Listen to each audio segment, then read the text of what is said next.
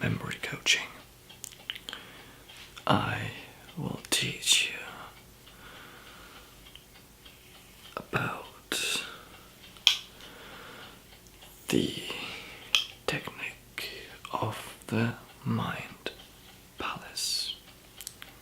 Now, this technique is, well, to say the far least, underrated. But I believe that might be because it is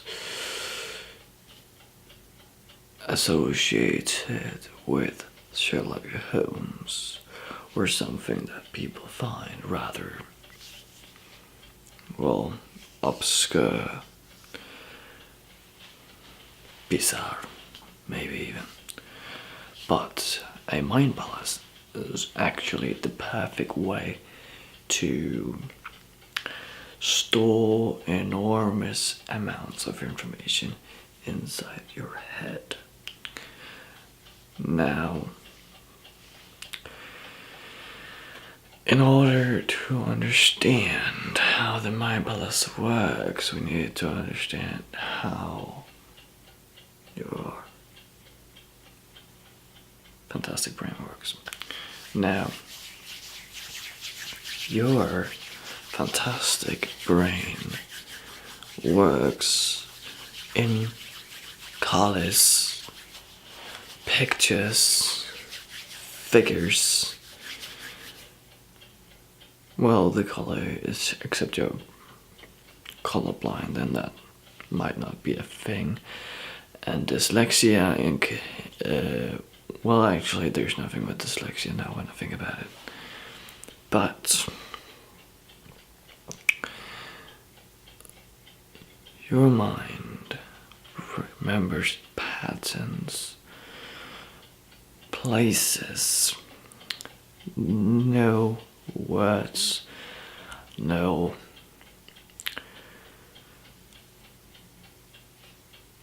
strings of numbers or anything like that. But I have a little awakener for you. This is how it works for you. Allow me to just ask you to do a little something.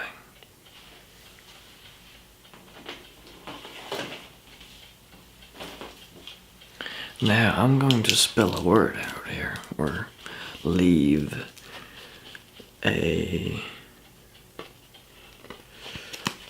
pattern of randomly generated. This one doesn't work.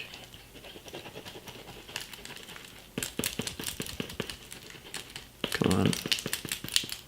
I need you. There we go. This one, I'm going to be making a sequence of words or of letters that you won't be able to remember in the time that I give you. Let's see here, what shall we have?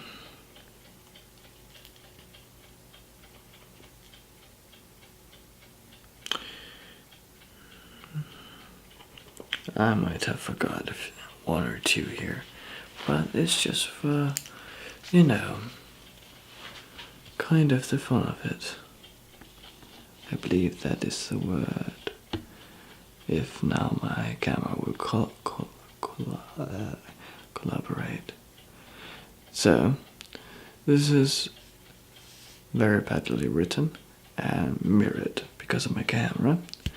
But here, there is a line of letters. Now, in 2 seconds you wouldn't be able to remember that and then tell me what it said. Neither out of order or in order. Although, if I do it another way, you will.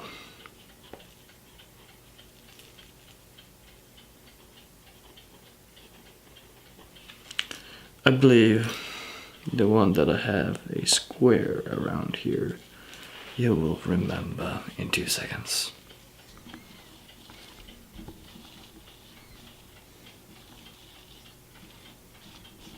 My camera really isn't cooperating with me. Okay, it's supposed to spell remember, but I can tell that you can actually see that. You would be able to remember that pattern of letters. And why is that? Well, that's because it is a pattern. We have it associated with something. And that's exactly what the Mind Palace does as well. See, the Mind Palace works with associating something with something else and making it funny. And to that, I will introduce you to a Mind Palace of mine. So, I will be showing you a list of words that I had to remember when I was studying English, and had to remember these little more particular rules. It's quite, well, not necessarily much of a small list, but there are 13 items in here. Now, you might think, oh, dang, I need to remember much more than that. And, well, you know, maybe you do. Now, this was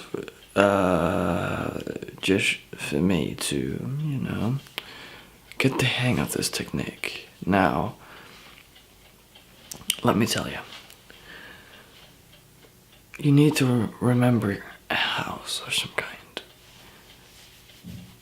Many people say that you need to remember a specific house. I don't think that's very necessary. I think it's more necessary that you imagine a house that you're comfortable in. Now that might be a lot more tricky than you wish to have it, but I think it's better, personally. Now what you're gonna do is that you're gonna create furnitures or objects that have some kind of, well, mass that is, well, particular. So it shouldn't be a knife or fork or something like that, but maybe a keyboard or a screen. Keyboard is also little, but I think it will do. Now, what you'll need to do is that you'll create these items, and then you'll have whatever you need to remember on these furnitures, or whatever you choose, objects. And you'll have some kind of animation going on around it. Now for me, the first 3 items in my Mind Palace is advice, bread, and information. Now, the reason for this is that, well, it was the first that was on the list that our teacher gave us. Now, how did I remember it? See, I enter my house, and first I have